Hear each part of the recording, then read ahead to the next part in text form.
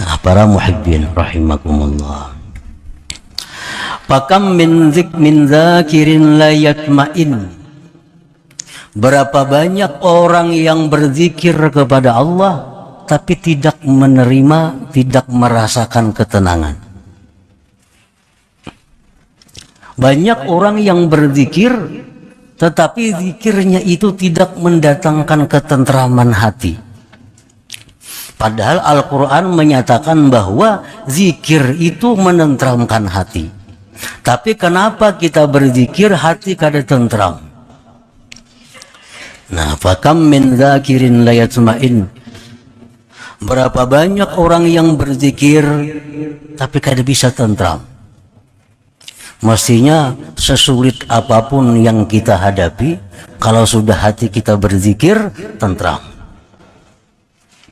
Semarah apapun kita terhadap seseorang, kalau sudah kita berzikir, mestinya tentram.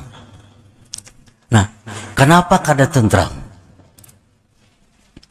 Zikir sudah ribuan sehari, tapi kada membawa ketentraman.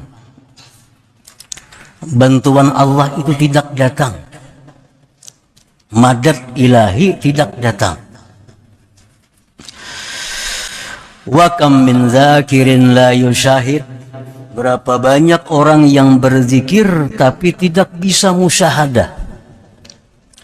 Ini sudah hari-hari berzikir la ilaha illallah, dalam hatinya tiada yang berbuat kecuali Allah. La ilaha illallah, tidak ada yang berbuat kecuali Allah. Tapi pada kenyataannya melihat kejadian-kejadian lupa kepada Allah. Melihat sesuatu lupa kepada Allah. Tapi bila waktu berzikir la ilaha illallah, tiada yang berbuat kecuali Allah, tidak ada ciptaan kecuali ciptaan Allah. Nah, sudah melihat kenyataannya lupa kepada Allah. Fala illata lidzalik, maka tidak ada sebab yang demikian illa li'adami safai qalbi, karena tiada bersihnya hati minal awsafiz zamimah, daripada sifat yang tercela, wa adam ittisafi qalbihi, dan karena tiada bersifat hatinya bisifatil hamidah, dengan sifat-sifat yang terpuji. Itu sebabnya.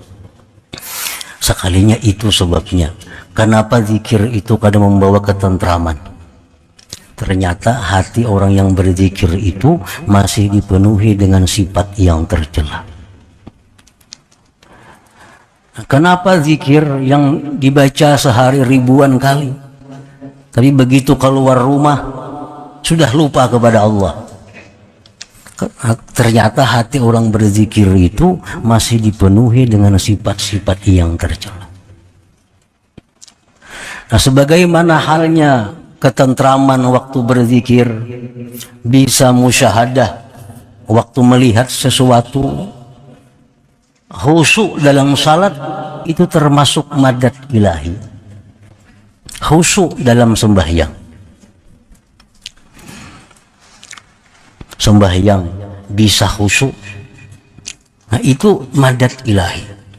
Bagaimanapun kita belajar tentang pelajaran khusyuk dalam sembahyang, pelajari cara-cara khusyuk dalam sembahyang, tapi sembahyang enggak ada khusyuk.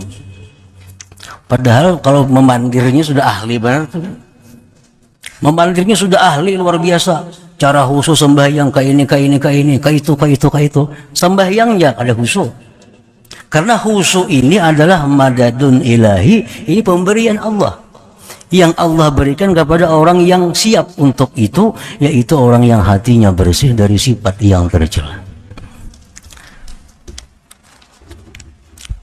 Nah, para muhibbin rahimakumullah, seapa kita dapat khusyuk dalam sembahyang, nah seitulah kemampuan hati kita untuk menerima pemberian Allah itu. Masing-masing orang ini kada sama khusyuknya. Ada yang khusyuk sembahyang itu mungkin 1/10 dari 4 rakaat. Ada yang khusyuknya cuma sekian persen. Ada yang khusyuknya cuma 1%. Nah, ini khusyuk ini pemberian Allah.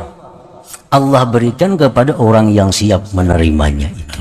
Siapa yang siap itu? Orang-orang yang hatinya bersih daripada sifat-sifat yang tercela itu. Nah, para muhibbin rahimakumullah, wasifatul mazmumah al-mani'atu liwurudil amdad, bermula sifat-sifat yang tercela yang mencegah datangnya bantuan Allah tadi. Kal kibri, seperti sifat sombong. Nah, sifat sombong. Bagaimana sombong itu? Seperti merasa bahwa dirinya itu lebih takwa dari orang lain. Dirinya itu lebih mulia dari orang lain. Dirinya itu lebih bersih dari orang lain. Nah, bila ada hati kita perasaan seperti itu, maka itu namanya kibir. Dan ini mencegah datangnya bantuan Allah tadi kepada hati kita. Jadi jangan sekali-kali kita merasa bahwa diri kita ini lebih baik, lebih mulia dari siapapun, walaupun dari orang kafir. Walaupun dari orang kafir. Jangan merasa bahwa diri kita ini lebih baik, lebih mulia di sisi Allah. Kenapa sebabnya? Karena akhir kita hanya Allah yang tahu. Akhir si kafir tadi Allah yang tahu. Barangkali kita hendak mati, kita jadi kafir, ini jadi Islam. Kan kada tahu lagi. Nah, jadi apabila kita merasa bahwa diri kita lebih baik, lebih mulia dari orang kafir, berarti kita sudah ada sifat sombong dalam hati kita. Apalagi terhadap orang muslim lainnya. Ada orang suka berjudi, wah, kita anggap diri kita lebih baik dari mereka. Ada orang yang suka berzina, sudah kita anggap itu orang kotor, diri kita lebih mulia daripadanya. Ada melihat orang ahli maksiat, hati kita sudah bicara bahwa kita lebih mulia daripadanya. Dan ini biasa penyakit ini datang kepada talabatul ilm, datang kepada para penuntut ilmu agama, kepada orang ahli ibadah. Orang ahli ibadah, orang penuntut ilmu itu biasanya dihinggapi sifat ini, merasa bahwa dirinya lah yang bersih, orang lain itu kotor. Nah, padahal itu sifat yang mencegah dia menerima bantuan madad dari Allah Subhanahu wa ta'ala. Jadi jangan ada lagi dalam diri kita bahwa kita ini lebih mulia dari orang lain. Jangan ada lagi dalam diri kita merasa bahwa kita ini lebih takwa dari orang lain. Karena ketakwaan itu hanya Allah yang tahu. Al-Quran mengatakan, wallahu ya'lamu man ittaqa. Allah mengetahui dengan orang yang takwa. Kita kada tahu. Jangan ada dalam hati kita merasa bahwa kita lebih takwa walaupun dari penjudi. Jangan ada dalam hati kita merasa lebih takwa walaupun dari ahli zina. Karena barangkali dia hanya zina dosanya, sedangkan kita macam-macam dosa. Ada ria, ada sombong, ada dengki. Nah, kita kada tahu itu. Jangan ada lagi perasaan bahwa diri kita lebih mulia dari siapa jua pun. Nah, ini bila sudah demikian, kibir sombong itu hilang dari hati kita. Dan ini membuka untuk menerima madad ilahi, bantuan dari Allah tadi, sehingga kita berzikir tentram hati. Kita membaca Quran tentram hati, sembahyang lebih khusyuk. Nah, kita berzikir bisa musyahadah kepada Allah kalau sudah pencegahnya ini hilang dari hati kita. Nah, para muhibbin rahimakumullah, qala Allah Ta'ala, firman Allah Ta'ala, sa'asrifu an ayati alladzina yatakabbaruna fil ardi bighairil haqq. Allah menyatakan, selagi aku palingkan ayat-ayatku terhadap orang yang berlaku sombong di muka bumi. Jadi artinya orang yang dalam hatinya itu ada kesombongan, itu dipalingkan Allah daripada bantuan Allah Subhanahu wa ta'ala, berupa khusyuk, berupa nikmatnya ibadah, berupa musyahadah. Nah, itu dipalingkan oleh Allah terhadap orang-orang yang sombong tadi.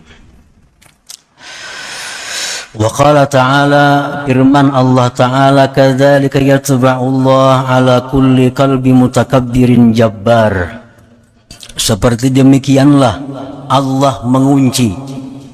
Allah mengunci, mematri atas hati, atas tiap-tiap hati orang yang sombong. Orang yang sombong itu dikunci Allah hatinya, sehingga kada akan bisa menerima bantuan. Ilmu bertambah, manfaatnya tetap kada dapat. Orang yang sombong, rajin nuntut ilmu, wawasan ilmunya bertambah. Dulunya kada tahu ini haram, tahu sekarang haram. Ini boleh, boleh. Ilmunya bertambah, tapi manfaat ilmu kada didapatnya, karena hatinya dikunci oleh Allah Subhanahu wa ta'ala. Nah, tadi kadzalika yatba'ullah ala kulli qalbi mutakabbirin jabbar. Wa qala ta'ala, dan firman Allah, innahu la yuhibbul mustakbirin. Allah tidak cinta kepada orang yang sombong itu. Kalau Tuhan kada cinta, jelas Tuhan kada akan memberi bantuan-bantuan, anugerah-anugerah tadi. Nah, para muhibbin rahimakumullah, jadi satu contoh sifat yang tercela yang mencegah datangnya bantuan Allah kepada kita adalah kesombongan. Nah, jadi kenapa kita berzikir kada tentram, kenapa kita sembahyang kada bisa khusyuk, padahal berapa kali sudah ikut pelatihan salat khusyuk, kada mau khusyuk, bertambah kada khusyuk. Berapa banyak punya buku-buku tentang salat khusyuk, kada mau khusyuk. Karena khusyuk ini bukan perkara ilmu, khusyuk ini perkara madadun ilahi. Ini bantuan Allah kepada hamba, tergantung kesiapan kita menerima itu. Nah, jadi pertama, kesombongan itu. Yang paling ringkas mengartikan kesombongan itu bahwa merasa dirinya lebih daripada orang lain. Bukan lebih kaya. Kalau memang sugih, merasa lebih sugih daripada si miskin, kada jadi soal. Ini merasa lebih mulia. Nah, merasa lebih takwa, merasa lebih bersih. Nah, ini yang dimaksud dengan kesombongan itu. Kalau orang merasa dirinya bungas pada orang lain, kalau bujur-bujur bungas ya kada jadi masalah. Itu lain sombong adanya. Ini mau bungas orangnya, dalam hatinya bungas kepada itu, nah kada jadi soal, memangnya bungas. Ini perkara zahir. Nya bisa duit 1 triliun, nang saya kongone 1 miliar, jadinya sugih aku pada itu, kada jadi soal, tuh bujur aja itu.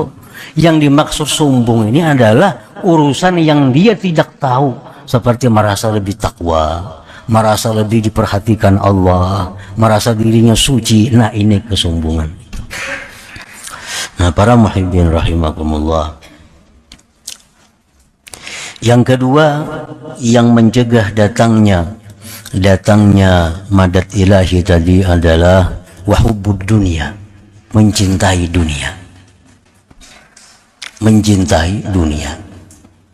Apa itu dunia? Yang bila kita cinta kepadanya menutup bantuan Allah.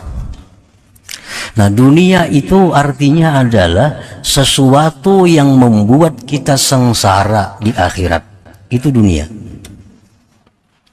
Nah, sesuatu yang membuat kita sengsara di akhirat, itulah dunia. Apabila kita mencintai sesuatu yang membuat kita sengsara di akhirat, apapun sesuatu itu, nah maka itu mencegah datangnya madad ilahi tadi. Seperti mencintai kemaksiatan, mencintai barang-barang yang membawa kepada kemaksiatan. Ini dunia. Kalau mencintai sesuatu yang mendatangkan kebahagiaan di akhirat, itu bukan dunia. Bukan dunia. Aku cinta dengan duit. Kenapa cinta duit? Karena duit ini aku bisa bersedekah. Duit ini aku bisa berwakaf. Duit ini aku bisa memberikan ini untuk kebaikan, untuk jalan Allah Subhanahu wa ta'ala. Maka duit seperti itu bukan dunia. Bukan dunia. Karena membawa kebahagiaan di akhirat. Jadi apabila ada dalam hati kita mencintai sesuatu yang membuat susah di akhirat, nah maka itu dunia. Baik ilmu, baik harta, baik kedudukan, apapun. Nah ini mencegah datangnya madadun ilahiyun tadi.